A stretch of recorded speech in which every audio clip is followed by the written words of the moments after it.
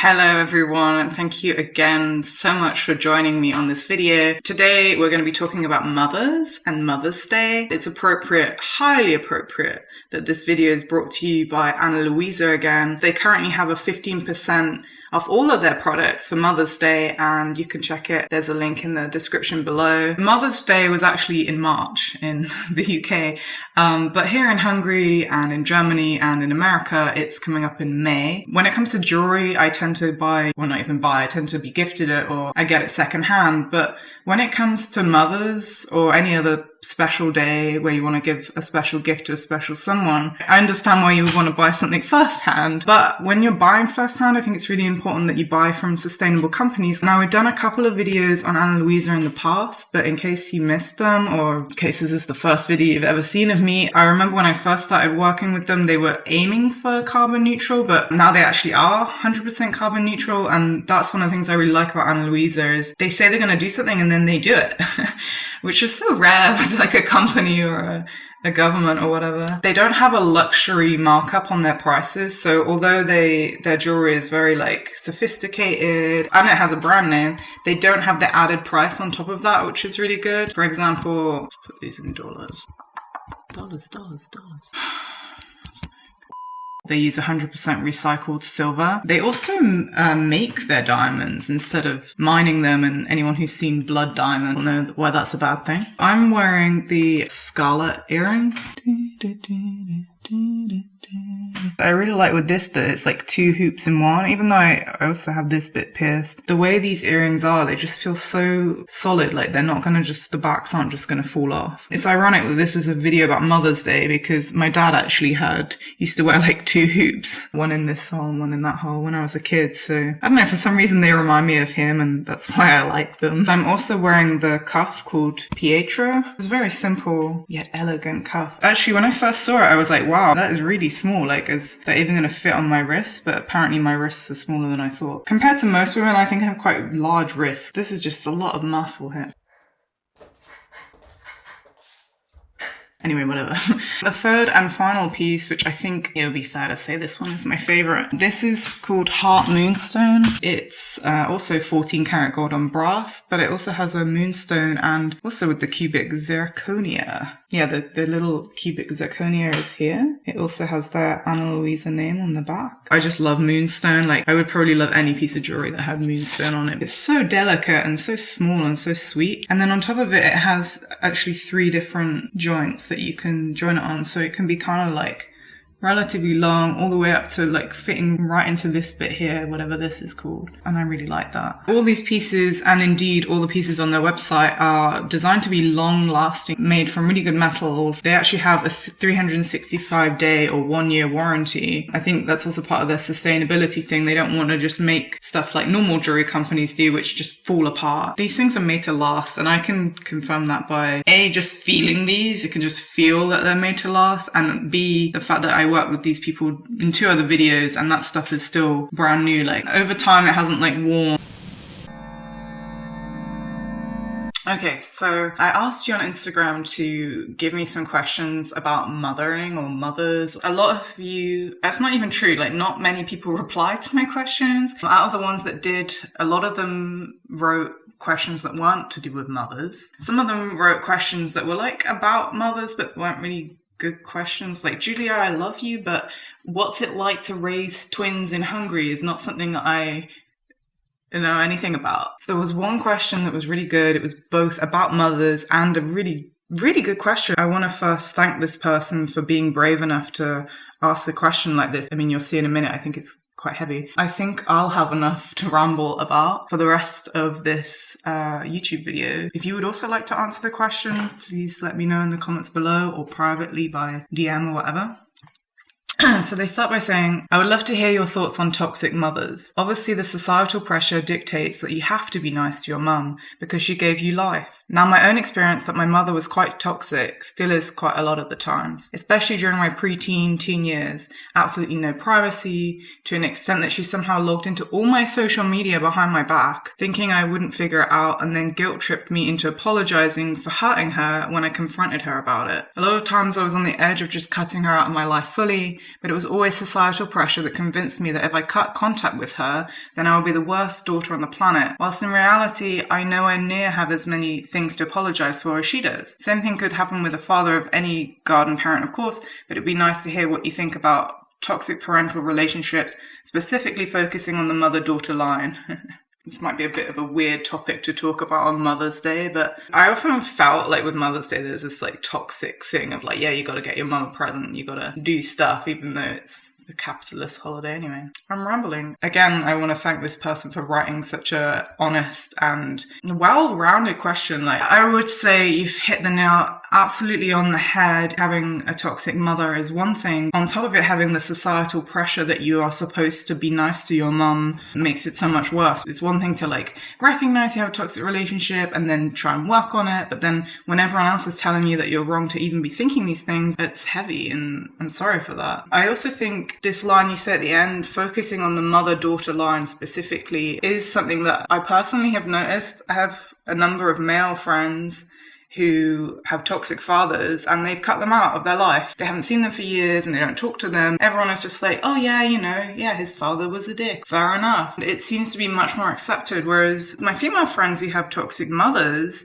they don't even seem to have like acknowledged it yet. It's so ingrained into us that even though I as an outsider can see, oh, that relationship might not be exactly... They haven't even admitted it to themselves yet. It's not my place to tell them, and obviously my judgments could totally be wrong. It's for them to work out. My point here is that I do think it's a lot about the society pressuring you to, you can't even think, hey, maybe something isn't exactly right here. I'm really sorry that you didn't have privacy in your teen years. Again, I would say that perhaps this is something that's stereotypically true of daughters. It's just a big sweeping statement. In my experience, like growing up, guys, they were allowed to have privacy because they're going to be, oh, you know what they're going to be doing, haha, like get the tissues out. Whereas with girls, it's like, oh, they wouldn't do that. They're not masturbating, so just, they don't need privacy. I don't know how I got into masturbation here. Everyone deserves privacy. It doesn't matter if you're a boy or a girl or any of the gender or any age. Children deserve privacy as well, and space. I've been noticing more often my friends are saying sometimes it wasn't just that they didn't have privacy space-wise, they wouldn't have privacy noise-wise, so they might like be locked in their room and that was fine, but their brother or their other family members were like making constant noise, and that's also an invasion of ear privacy. Breaking into your social media, we all know that's a big no. Guilt tripping you into apologizing to her, that's really heavy because your parents are the people that are supposed to be like your guardians and your guides and your protectors. And when they're telling you that something's wrong and that you need to be apologizing for it, it hits so much harder than when any other authority figure says it. Again, I'm really sorry you had to go through this or are still going through this sometimes. So you say that you wanted to cut her out, but there was always societal pressure to not do that. I want to just say for the record, if you did choose to do that, I wouldn't personally think of you as the worst daughter on the planet. I don't think there is such a thing as the worst daughter on the planet. It's interesting what you say about how she has way more things to apologize for than you do. I can understand that. It's very vulnerable to be a child, and when the parents who are like assigned to protect them mess up, that's a whole nother level of betrayal. And I want to thank you again for asking this question. I hope what I've said is helpful.